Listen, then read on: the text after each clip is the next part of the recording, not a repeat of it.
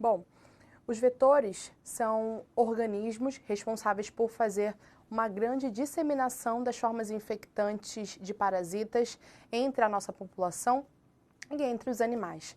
Então, de forma controlada, é importantíssimo serem feitas estratégias a nível municipal, a nível estadual e a nível federal, para tentar impedir que esses vetores possam proliferar de forma acentuada e ainda que possam ser grandes veiculadores dos parasitas de diferentes características, tá?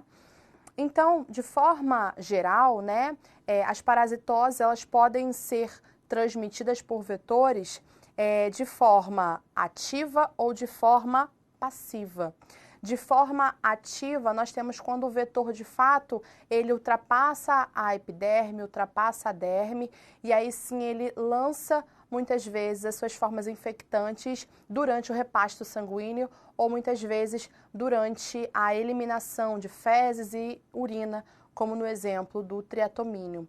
Então, dependendo da forma infectante e dependendo principalmente da forma que o vetor inocula essas formas no indivíduo, é necessário um sistema de controle específico. Já na forma passiva, nós temos quando muitas vezes o vetor ele é triturado juntamente com o alimento ou quando as fezes desse vetor são triturados com o alimento, o indivíduo ingere juntamente com água, juntamente com alimentos de forma passiva. Então, cerca de 17% de todas as doenças infecciosas são transmitidas por vetores. E esses vetores estão 100% das vezes atrelados a uma baixa incidência de saneamento básico e a uma baixa taxa de indivíduos tratados, pois quando existe um serviço de saneamento básico adequado, ocorre a redução do número de criadouros. Além do que, quanto mais indivíduos são tratados, menor é a predisposição, menor é a prevalência daquela doença em diferentes indivíduos. Então, isso diminui a disseminação dessa forma parasitária entre a população de modo geral. Então, as formas de eliminar, de controlar, na verdade, esses vetores é de forma integrada.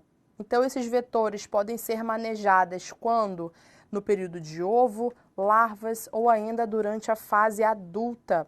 E esse manejo pode ocorrer de forma biológica, mecânica ou de forma química, com os pesticidas, né, com os larvicidas, na verdade, com as estruturas que vão matar, muitas vezes, as formas que darão origem ao vetor mais à frente, tá?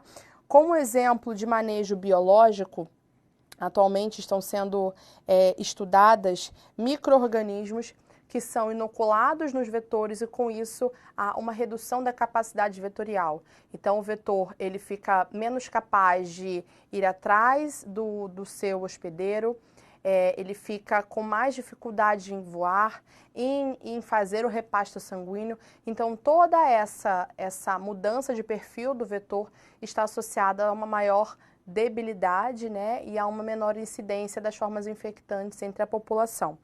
A forma mecânica, nós temos a redução dos criadouros, né? Então, aquele exemplo do Aedes aegypti, né? Esvaziar sempre os potes com as flores, ter cuidado com pneus e tudo mais. Então, esse manejo integrado, ele visa uma comunicação, né, entre os recursos econômicos, tanto público e privado, há um cuidado geral da população com os criadouros, o conhecimento dessa população a respeito do ciclo de vida desses vetores, então em qual determinado estágio aquele vetor está. Então isso pode, quando ocorre uma integração maior do vetor com da população com o conhecimento do vetor, isso traz uma maior facilidade no seu controle. Então, isso precisa atuar sempre mudando o comportamento da população, reduzindo consequentemente o padrão de transmissão. Então, essas medidas, né, de manejo integrado envolvem o estudo da ecologia vetorial.